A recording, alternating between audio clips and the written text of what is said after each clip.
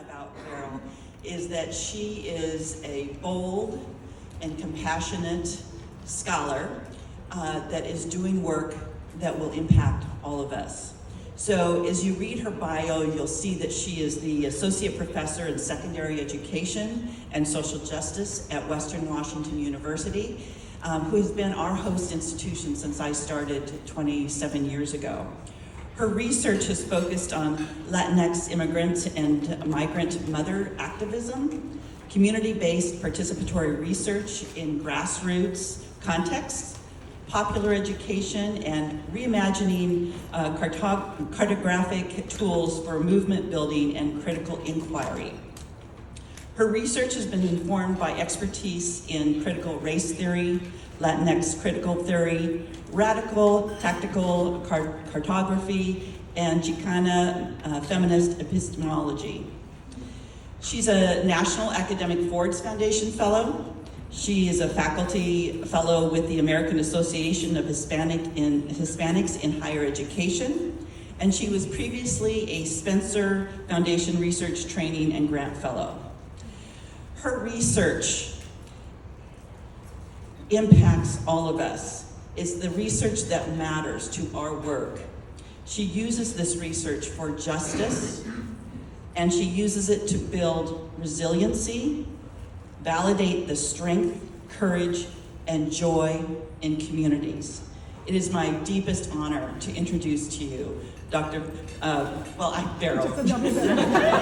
She's also extremely humble and does not like all the formalities of some of the academic titles and so forth. So, Vero, please join us.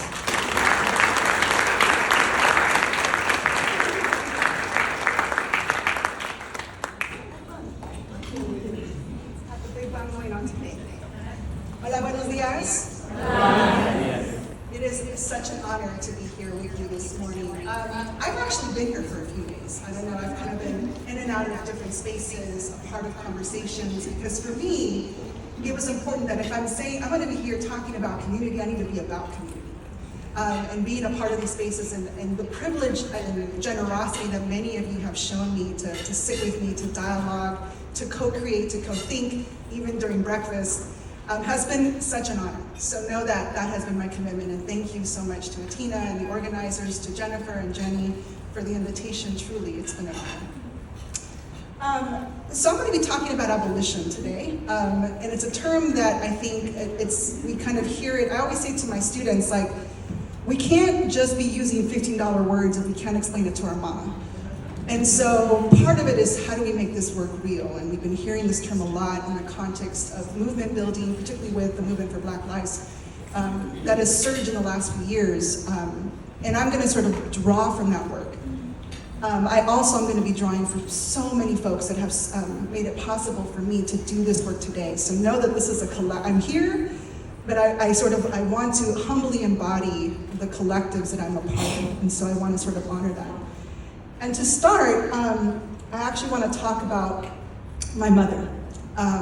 So this is, I was like 1979, she's like, I think about I've been doing this work for a minute, but this is my mother, Agueda Merida Diaz Gutierrez. She was born in Guadalajara, Mexico, central Mexico. And my mother, growing up, one of the things that was really important to us in our home was this notion of educación.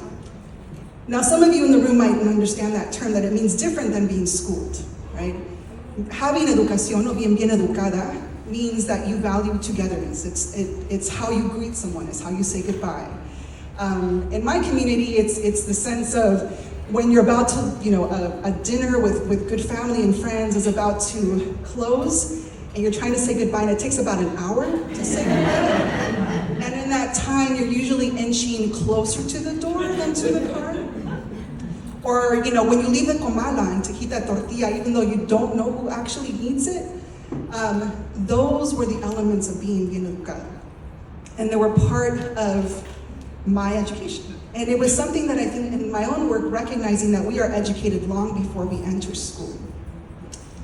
But fast forward, COVID hits, and I'm gonna talk a little bit about calling my mom one day. This is, again, I'm well into my 40s, this is 2020, Everybody in Washington, I knew I'm a transplant. I'm originally from Southern California. And so when I came up to Washington, I noticed everybody had a garden. And I knew not one thing about how to grow anything.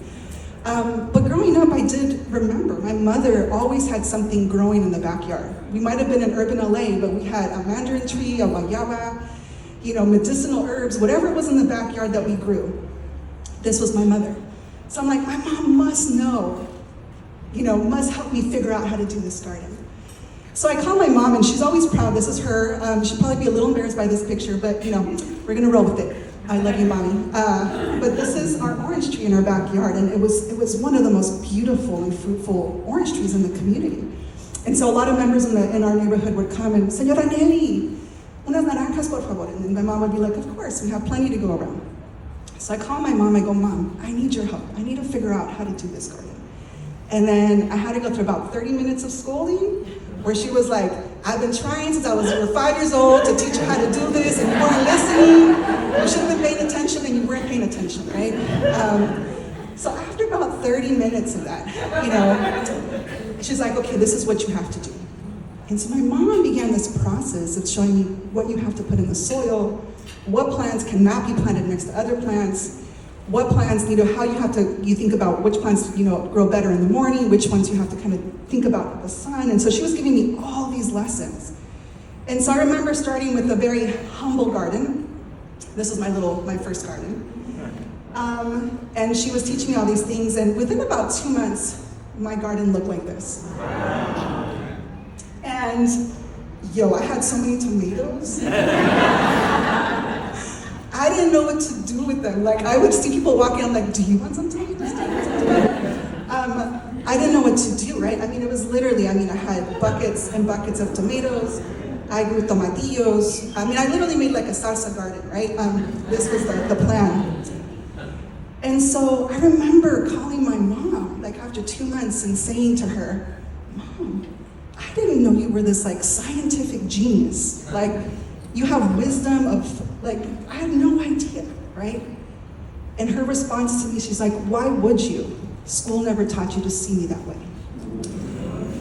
And I just remember being like, oh, right?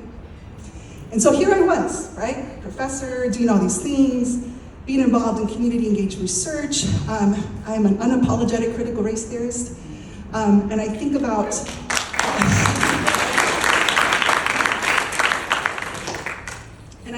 that I couldn't, even in all that, right? Here I was, and I couldn't see the genius in my own mother. And so I share this because as I come to you this morning, I come to you as someone who is deeply struggling, right? In terms of how do we do this work? What it means to take a concept and put it into practice, what it means to live by the ethics that we claim to be about, what it means to do this work from institutions that are hell-bent on making us exhausted at every turn. Yeah. Like, these are the questions that I struggle with on the daily, right? And more importantly, what does it mean to connect to my mother, right? As a fundamental, I tell my students, yes, justice is the work we do in the streets, but it's also about the work we find, the journey to find our way back to ourselves. And that work for me has been deeply personal and an ongoing struggle in my journey, right? So let me give you a little bit about the context of how I found abolition, because I think abolition for me begins actually very recently. A lot of my work, like I mentioned, comes from critical race theory, Latino critical studies, Chicana feminisms, but abolition comes out of a necessity that emerges in the last few years to think really deeply, not just about policing and prisons, which yes, it emerges from that, but the idea of carcerality more broadly, how we are ensnared daily, and the kind of logics that tell us this is the only way that we can do this work. This is the only kinds of conditions that we have. It limits our imagination and quite frankly, the kinds of movements we want to create. I'm indebted to Angela Davis and the work that she puts forth. This book, if you haven't read it, if you're curious about abolition, this is a must read. This needs to go in your library, right? Where she begins to talk about the notion of decarceration. But more expansively, how we work in a world where carcerality has become the norm. And I want to connect this back again to this point of why we're so tired, why we're so exhausted. Abolition helps us to understand those questions. Right? And so I want to just kind of name this as sort of the starting point. And then again, I have limited time, so I'm not going to get into a ton here, but read Angela Davis. I will point you to folks who I think really do this work really well. So, but my colleague David Stovall, who we're going to hear from a little bit later, he's a colleague out of Chicago, both an academic, but also was a grassroots organizer and a high school teacher, all at the same time. And because my work is invested in schooling and education, he made it very clear to me, Vero, when we talk about abolition, we are not talking about the destruction of buildings. We're not taking torches to school buildings. That's not the goal. But we need to think about how schools, and the way that we understand schooling in its current context, we need to account for how it continues to divest and isolate communities. That we need to think about the conditions that we must remove. If we seek humanization, if we seek justice, how do we name what is dehumanizing in our work? And so he gave me a lens, and I was like, okay, this is helpful, but still felt for me really theoretical. So weirdly, I'm also a quantitative scholar. I do quantitative work. And I began doing, a lot of the work I do is looking at census data and looking at this thing called educational pipeline analysis. So I track for every 100 students in Washington, or any place, quite frankly, but here in the context of Washington, for every 100 students that start, how many will go on to graduate high school, college, graduate school, and so forth. And because a lot of my work is, about racial justice, how do we understand that across different ethno-racial categories? Now, I shared this educational pipeline, if you will, with a few Native teachers out in Washington at Tulalip, and asked them to think with me about, okay, so how do we fix the leaks? How do we understand where the inequity is happening and why? And when I shared this, a teacher got up and said to me, Vero, this is really important. I appreciate what you're sharing. But let me ask you a question. What salmon wants to swim through a pipeline? And I thought, dang, I got it wrong, right? We weren't asking the right question. And then when I shared this with my class, and I talked about how this was shaping my thinking, a student asked me, Vero, who are you uninterrupted? And I was like, dang. I don't know, right? See, these are the questions that abolition asks.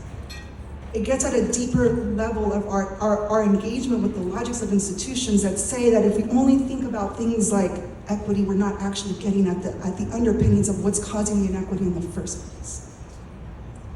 And if we want to understand, we have to begin with ourselves, right? And that was something that for me was really transformative and leaned me into abolition even further. So I'm going to walk through a couple of, and some of these are not new, right? So I want to just argue that we have, the last few days I've been hearing people talk about community, connection to place, even more specifically connection to land and water, talking about creativity and imagination. I'm going to share those things, but I'm going to talk about what abolition provides us across those different points. And I'm going to actually share for each of these a dicho. A dicho is kind of an everyday saying that we use in our communities, or pedagogies of the home that are important to us. So the first one is the no más atole con el dedo. And I want to share this in the context of my grassroots organizing work. So I was a grassroots organizer for about 17 years working with migrant mothers down in California. And I remember this moment when I was having a conversation with another mother who shared the same name, so I call her my tocaya. And I said, Vero, tell me, what has this organization meant for you? And she said, oh, Vero, easy, no más atole con el dedo. And I was like, okay, well, look, I grew up with dichos, but you need to break that down for me.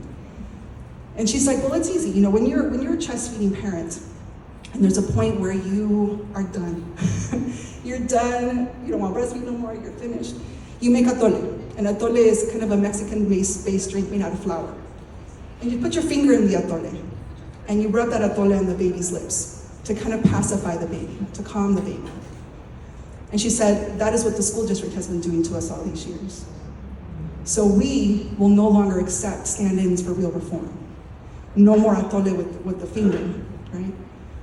And I nearly fell off my chair. I said, I have been going to grad school for like 5 years.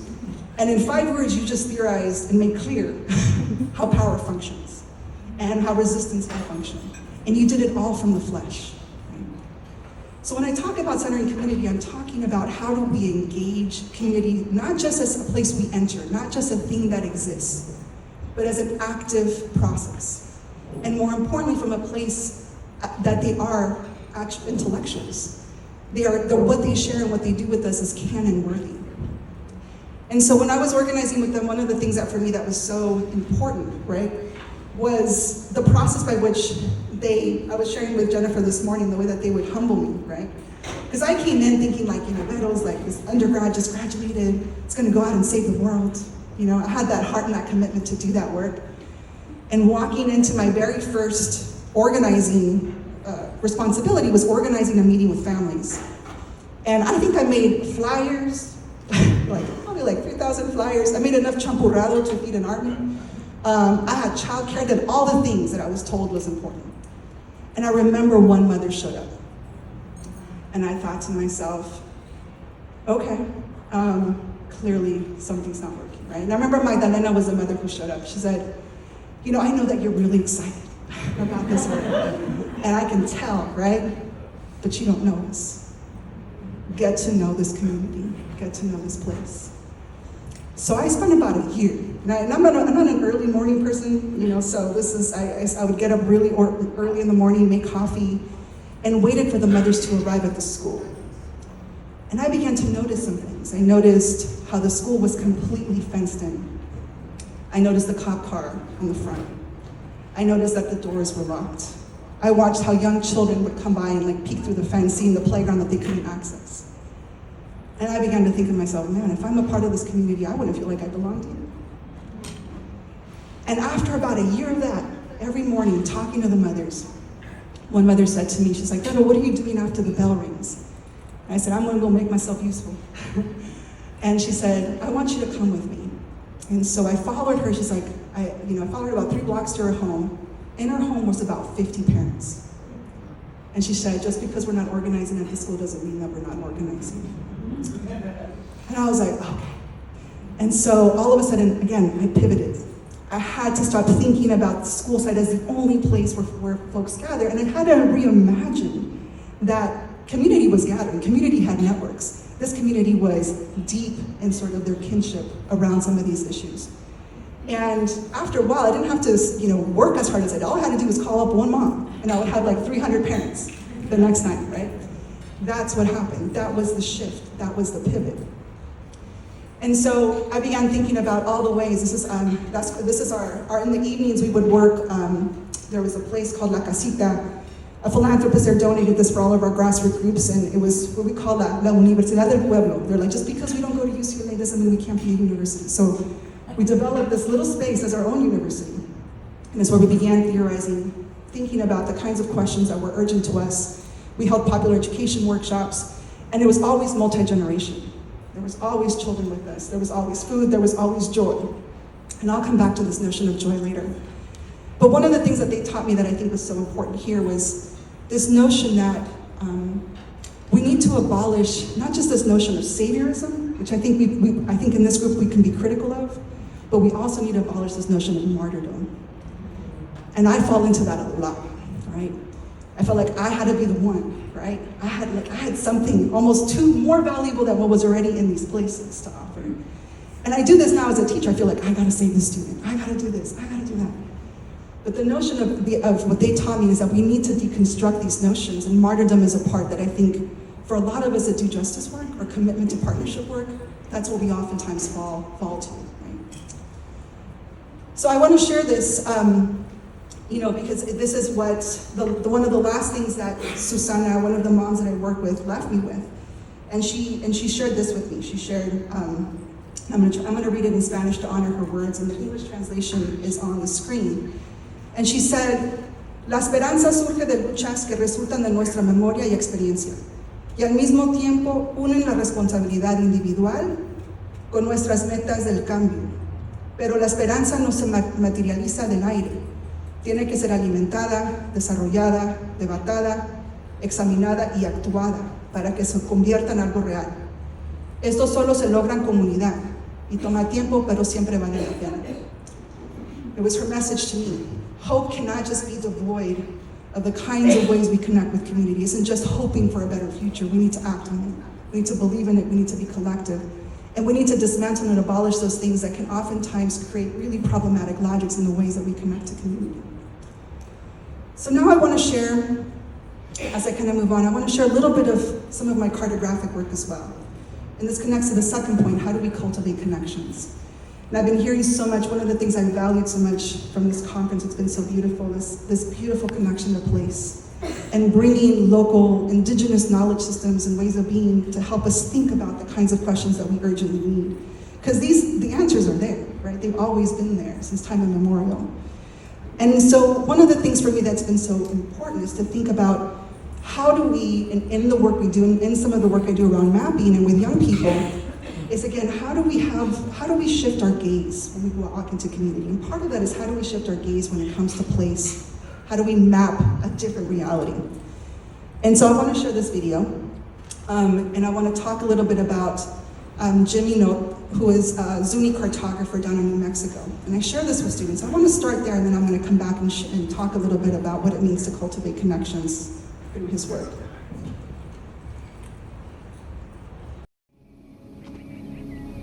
We live in a world with many ways of knowing, with many different systems of knowledge.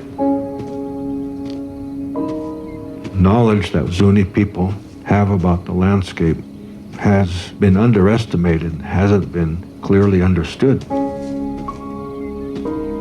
It's time to assert that we have the knowledge of place and challenge the idea of what maps are about.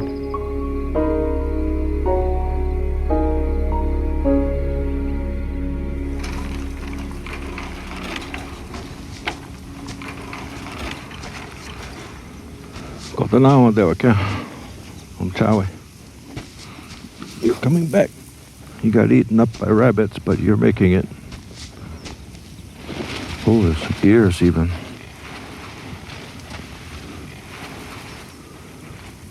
I've been planting 60 consecutive years, ever since I was in a cradle board. My grandmas and aunties put seeds in my hands, and then they put me over a hole. I planted it. The next year I planted, the next year.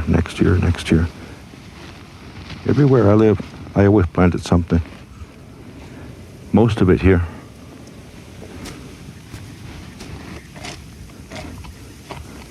Zuni is a place where most people live within 2 minutes of every living relative and dead relative.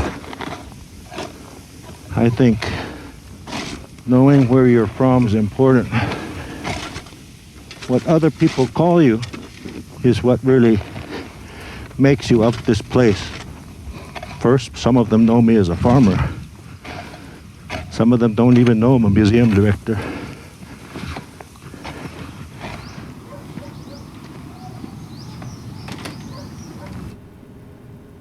My name is Jim Keynote, and I'm the director of the Ashwe Awan Museum here in Zuni, New Mexico. There's my field right there.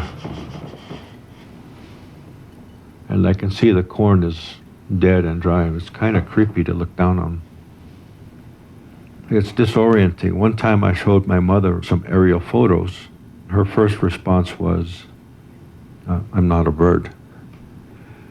She says, that's not how I look at things. She asked me, what am I looking at? I don't know what I'm looking at.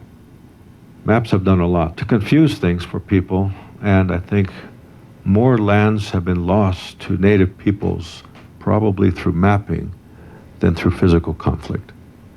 I wanted to make some maps that were both elegant, evocative, and profoundly important to the Zuni people.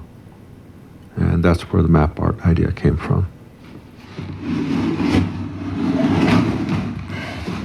These were at American Museum of Natural History in New York City. Of course, it's going to be one of the last ones.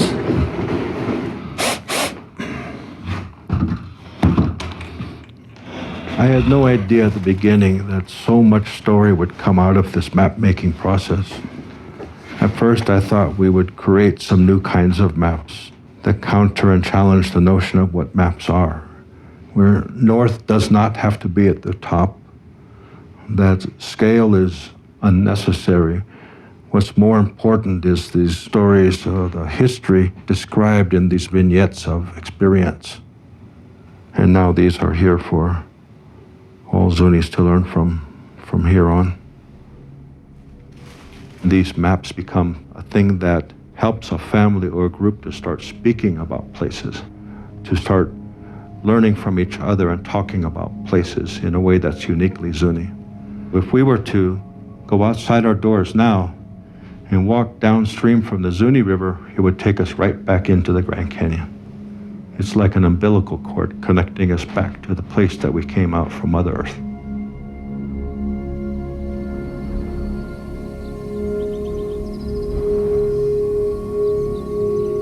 When I come to this place, it's like a special place on the bookshelf of the library, our culture's library. Well, today we take pictures, sometimes selfies of ourselves, but our ancestors were marking on the rocks here things that they saw, like turkeys and deer. And there's stuff all over. You can see things, zigzags and hash marks. It's a fish. That's a really rare one. Religious leaders began to see petroglyphs here that are the same as those in the bottom of the Grand Canyon. A certain clan symbol, a certain way of making a spiral. It has a Zuni signature. That helps us to connect these dots and bring the whole story together.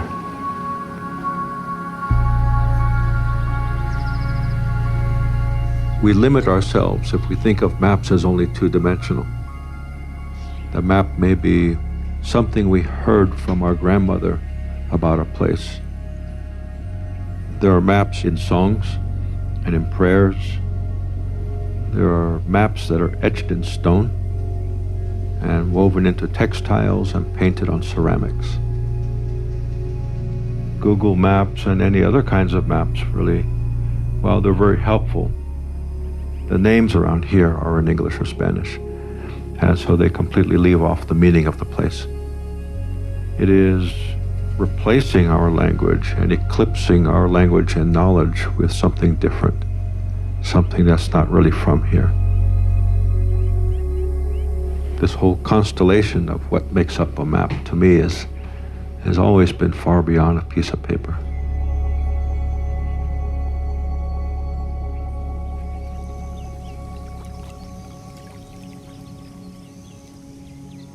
Imagine ancestors traveling for days, looking for water, being parched, thirsty. Imagine coming to this valley and finding this. And they said, this is where we'll stay.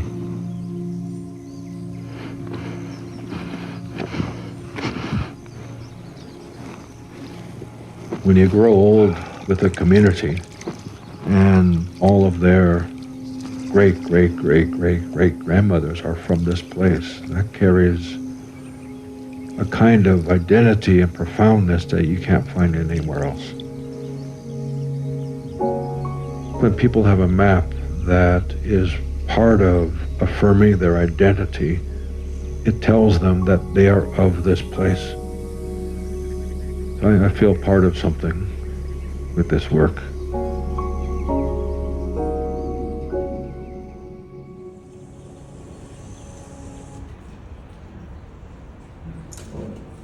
It's pretty powerful.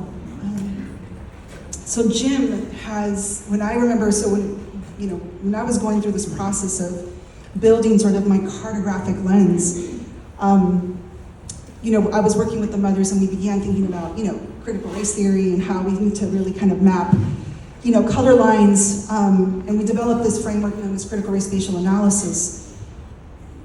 And it was powerful. Like, we started thinking a lot about the ways that streets and freeways can divide communities. We began thinking about concentrations of, how policy impacts gentrification. We began using maps to study these things so that as we got into community and began engaging in partnership collaborations, that we thought through, thinking through like what this framework, meant for us was really important, but coming across Jim's work pivoted us, right? It was a very different orientation. And I share this because as we thought about this work and began to say we didn't go far enough, right? Abolition asked us to think more deeply about the ways, the kind of knowledge systems, the ways that we understood the world. I said, let's take, can we partner with Jim's work and teach third graders? So I took this example and said, okay, now let's engage with third graders. Now, that was probably the scariest thing I've ever done in my life, was teach third graders. I usually am like higher ed, but these little ones, they were so excited to map. So I remember just going, okay, so how can we do this? We shared Jim's work. So I'm going to share a couple examples of what happened when Jim's work was the anchor to have them think about their own maps. So here's one. And so I just want to give you a context. So I'm just going to call this person Vanessa, just for the purpose of this kind of pseudonym here. But what I loved about this, right? So here's her school. But what I loved in the legend was friend was the first thing that comes up on her legend, right? And then, I don't know, grandma's house in the sky, but that's okay, right? But she talked about ancestral sort of connections, right? Her grandmother had passed away, so she talked about grandma being in the sky, and so she wanted to include her on the map. But what was powerful about this, and this is kind of like in this corner here, if you can see, was that she was mapping relationality. She was mapping all the connections that were meaningful to her. So here was her house, but here's Elias's house, and here's Brage's house, and Madeline's house is over here, right? And so what I find so powerful about what young people were doing, when we just gave them, said, take this and map. Think about how you might create your own maps. We got a very different response to this. Same thing with this one. I loved how in this case, playground was the first thing that came up in this student's legend, right? Another one, we had a trampoline right smack in the middle. That was probably the biggest trampoline I've ever seen in my life. That was another student's map. But again, what I find is what was really important to them were all the connections, right? All the relationships that for them shaped how they understood space, how they understood their community. Again, I share this because I think what happens when we give young people, through an abolitionist and decolonial lens, really borrowing from Jim's work, what possibilities can they create? Because these spatial imaginations are what create cities. How we imagine a place is how policy ensues from that place, and how we create the kinds of conditions that either can limit us or create opportunities for something much greater. Similarly, we did this with the high school students. So I currently teach at a high school first period ethnic studies. So one of the things that we try to do in terms of bringing a spatial lens there is to ask them to think about, how do you embody space, right? How do you make sense? How do you experience space? And so here are some of the things for some of our students this last semester, giving a sense of like, what do they see? What do they hear? What do they smell? What do they taste? What do they touch? Because embodiment and how we experience these things is just as important as how we imagine or conceptualize a particular place. And again, I share this because for me, abolition has taught me that it's not just about sending people into a community or into a place. We have to trouble their cartographic gaze, how they imagine a place, how they sense a place, because that is where power lies. And so for a lot of us, it's thinking, okay, how can we create the tools? And Jim's work in particular was so instrumental to that end. So I wanted to share here about just the importance of making connection as partnerships. And a lot of us work and are invested in deep partnerships and communities, but how are we troubling those gazes when we walk in? What is my relationship to those communities? And can we imagine if we explode a different epistemology, a different anchor, what becomes possible in our thinking about the world and about our own communities? Lastly, I'm going to talk about committing to creativity. And I forgot to share the other dicho, but I'll share with this one, the compartiendo se sigue aprendiendo. So for me, abolition, oftentimes when we hear the term abolition, we think of abolishing, right? We think about tearing down, taking away, removing. But abolition is actually more about how do we create and how do we build. And so for me, I remember when I was organizing with the mothers, they would always say, Vero, it's not just important to know something, you need to share it. And by sharing, we build the conditions by which we can learn and know more. And so for me, I'm going to share a little bit about, how many of you here know about Bettina Love's work? Yes? Okay. So Bettina Love is incredible. Another person you should meet and know, right? But Bettina Love is another educator who talks a lot about abolition and abolitionist teaching. And she specifically frames this from this context of freedom dreaming. That if we engage in freedom dreaming, for us as educators, we create a collective space to tear down the educational survivor complex and build a school system that truly loves all children. And so for me, one of the things she continuously, and she was a hip hop educator, so like you can imagine, she brings in music, she uses hip hop to teach physics. I mean, she brings in the aesthetic into everything she does.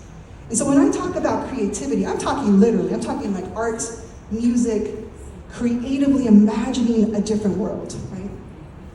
And to showcase an example, so to kind of go back to the mothers, so one of the things that we did in pot with the mothers I organized with, and I know we've done this when I worked with AmeriCorps, there's a whole activity connected to this that can't do here today, but this is actually a puzzle that we do, where we have two groups of people sort of think about, the ways that we immediately and almost automatically think that when we create two groups as a competition, and we have them think through like the logics of schooling.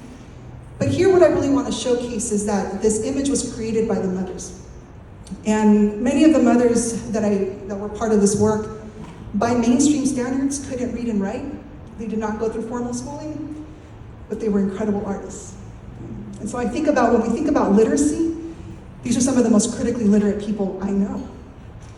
And what they did is, from their perspective, this was their version of US history. This was migrant mother's understanding of US history. And they wanted to make sure that it was Jews cyclically, right? Because it's, the notion that history repeats itself, it's never quite linear, history's always with us. So when we think about things like, missionary work or colonization, like, we're not past that. It was important for them to think about, we're still in the process of living through a colonial state. But the part that was so powerful was this middle part here. In the middle part, every time they would go into a new community and do this activity, it was a place where they would ask, where should this history go next? How do we write ourselves into history? And so they would go around and kind of get responses. From that middle part, we would draw thematic elements, and we would create curriculum that was unique to that space. So we didn't come with a standard packaged, here's a parent engagement curriculum, we're gonna roll with it. It was completely built from the ground up through this process. But the aesthetic and art was how we did that, right? Thinking through like how art continued to be a portal, a way to kind of imagine what else could be. And it provided access for many of the mothers who were just powerful, visual artists in ways that the written word was oftentimes insufficient to capture what they were trying to get at. But as I think about this question, as I kind of wrap up here, and I'm going to end with another short video, the question I have for you all, this is a question I ask myself daily, are we ready for abolition?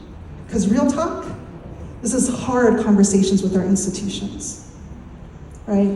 I think that institutional partnership work is important, but it's complex and often conducted in ways that make it so hard to disentangle ourselves from the ensnarements of the institutional histories and logics and visions that make our work so exhausting. And I know I've been hearing from so many in this conference of how tired we are, of how exhausted we are. We didn't have a chance to grieve the disrespect that's been done to our bodies, let alone think about where do we go from here, right? So the question, are we ready for abolition, requires a different kind of institutional conversation. But I think for me, it's deeply, deeply urgent. So another one of my colleagues, I'm going to share a little bit about work that we've done and collaborative work to think about abolition in higher education. He talks about this as life and death, that we need abolition and we need it now, not because it's a fancy concept or because it's just about movement building. We know we need it because people are dying in real terms, like our life expectancy is being cut short. And so I want to share another quick video, and then we'll wrap up after that.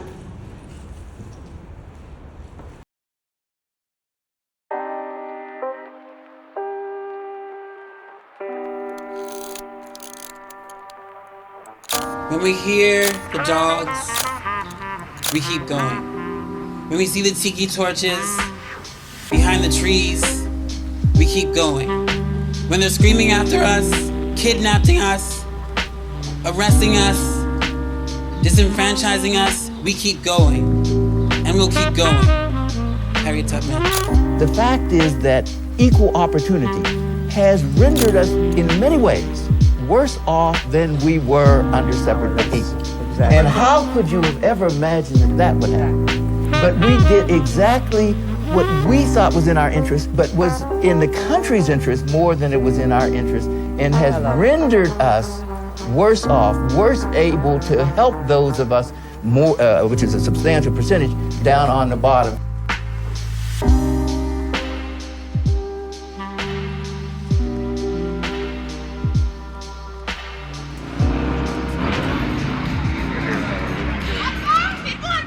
Yeah, when I got in, I didn't really believe it, and I was still set on going to a state school in the area. So I remember I was working at Jamba Juice at the time. Went next door to Starbucks to get the Wi-Fi, checked, found out I got into UC Davis and UCLA, immediately texted my mom. My mom called me almost crying, super ecstatic. Honestly, I didn't believe it for like a week, and I kept thinking like they're gonna rescind that. We didn't always have an abundant amount of food in my house growing up. We sometimes weren't certain that we were going to be able to sustain the home that we were living in. There was a belief that with academic achievement, graduation, that through those efforts we would be able to carve out a space of futurity, of sustainability for me and for my family.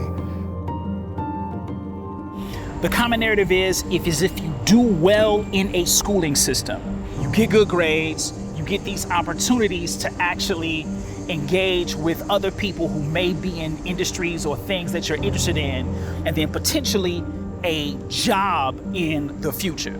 What we haven't discussed, however, is the cost that has in terms of going through all those systems and order and compliance. Yeah, so I was a biology major, just setting a standard for other young people that look up to me, right? I think some of the hardships I faced were probably some feelings of isolation.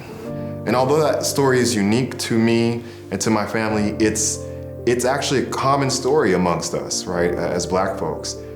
And it's an odd bargain to me because schooling in the US has never been intended to generate or create the possibility of Black wellness. So now if we think about school as this thing to suffer through, then what does it mean for your physiological and your mental health, right? What does it mean in a place that you are going to where the requirement is for you to sit in your suffering? Say it's 200 people per class. I don't think I had one friend in any of my classes, right? Most of my friends were in social studies and things like that.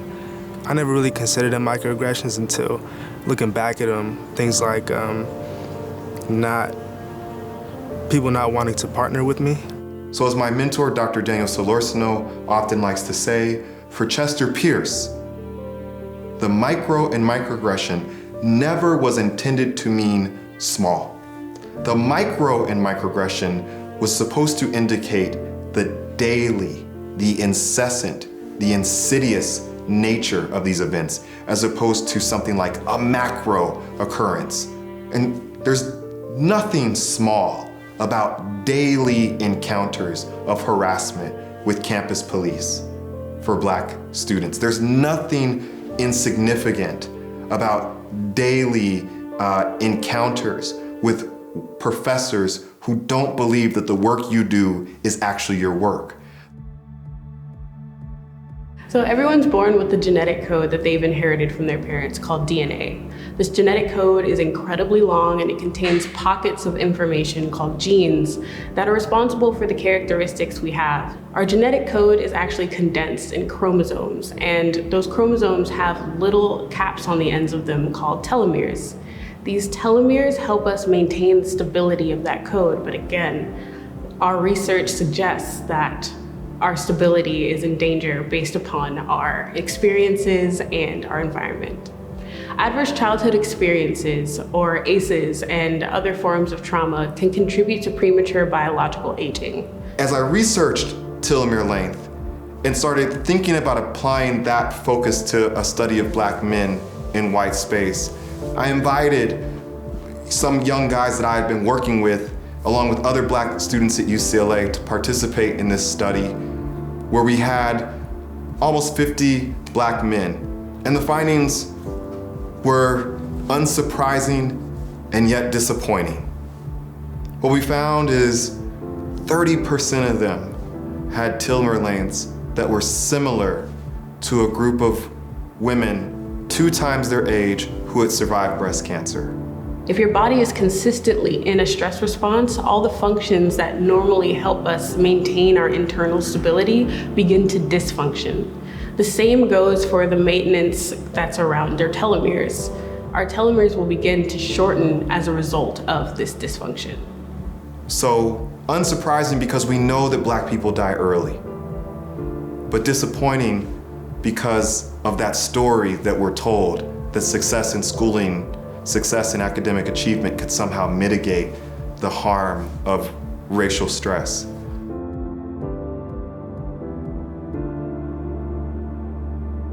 Looking back, right, and realizing like how, compact my time was and how I was always on the go and stressing, and it was never no like time for myself. I said I wasn't surprised. I think he mentioned something like you have shortened telomeres, like one of the shortest in the study. I think my need for a better understanding or more holistic measurements of wellness really came from being gifted a succulent. And really lots of succulents, and I would kill them, plant after plant, succulent after succulent. And I think I killed them because I was following this narrow-minded understanding of how to care for them. This belief that they could survive without water, that they could survive in harsh environments. And really what I learned is that they're really sensitive and need critical and ongoing care. That these plants, they look fine on the outside. I was really operating under this beautiful pink that I saw around a lot of the succulents. And with further study, further research, I learned that pink for some species was an innate sign of their health. And that could be a sign that they were dying. And it's called stressing the succulent. And so when I think about our young people, and I think about these measurements of their wellness, I'm reminded of these succulents. And that we have to go beyond the myths of what they can endure, the myths of what it means, the measurements of what it means when they're doing well, like grading and test scores and college matriculation, because just like those succulents, they can look fine. But because of the stressors that they're experiencing, because of the harsh environments that they're immersed within, they can be dying. It was a biology course, like a lab biology course I had taken during my last quarter at UCLA. And we got to choose a topic. And I went with colon cancer. I saw how prevalent it was in African American males. This was right after spring break, right? And while I'm doing my own research on the side with the class and everything, and I started feeling really bad. And I was just like lightheaded and dizzy and always tired.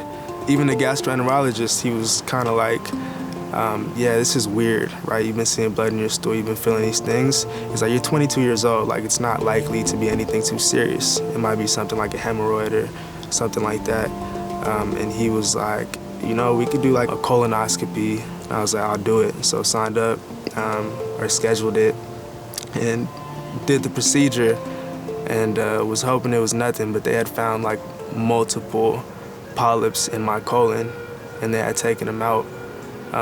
They had found one that was 4 centimeters in size, another that was 2.5 centimeters, another that was 1.5 centimeters, and had to take them out in pieces because there were so many and so large. Chronological age is really how long we've been on the planet, right? How many trips we make around the sun. What telomeres tell us is, I think, a more accurate form of aging. It tells us how old are our cells. Our life expectancy is directly tied to cellular aging, not necessarily how long we've been on the planet. I graduated a month after that in June of 2018, and immediately I went to Eritrea, which is where my parents are from, and I was there for 6 weeks.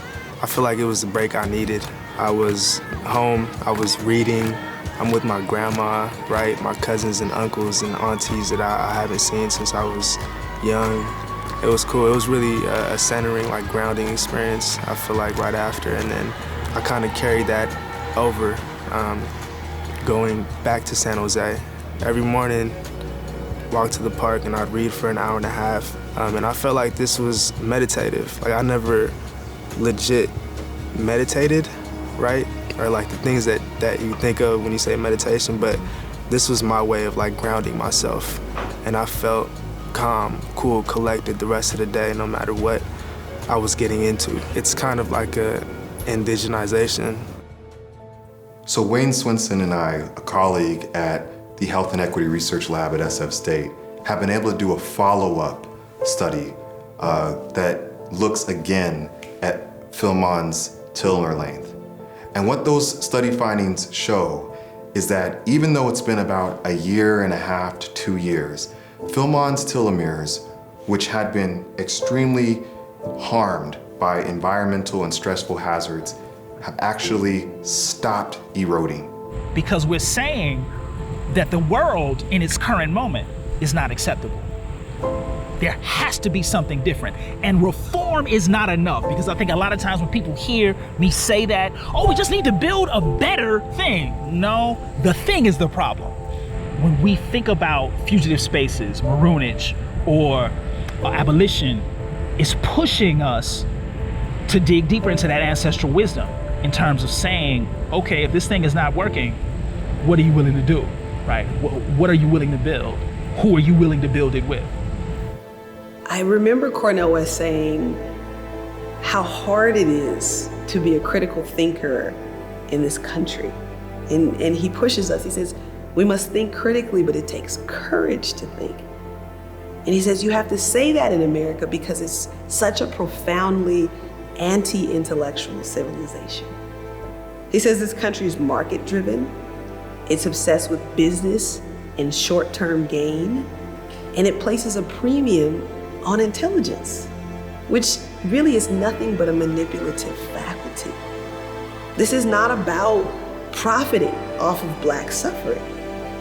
Rather, this is about organizing our communities, educating our communities, and pulling in the people who are willing to center the health and well-being of Black people so that we can collectively save our own lives. That was in May of 2018 that they had removed the polyps. I got tested 6 months after, and he said I was clear. Told me to come a year later, which was actually in November of 2019. And again, I was clear, all good. So now we can wait like 3 years before I go and get my next test. And I feel good about where I am now, for sure. Good health. Yeah, none of that, no polyps. Good health, good standing.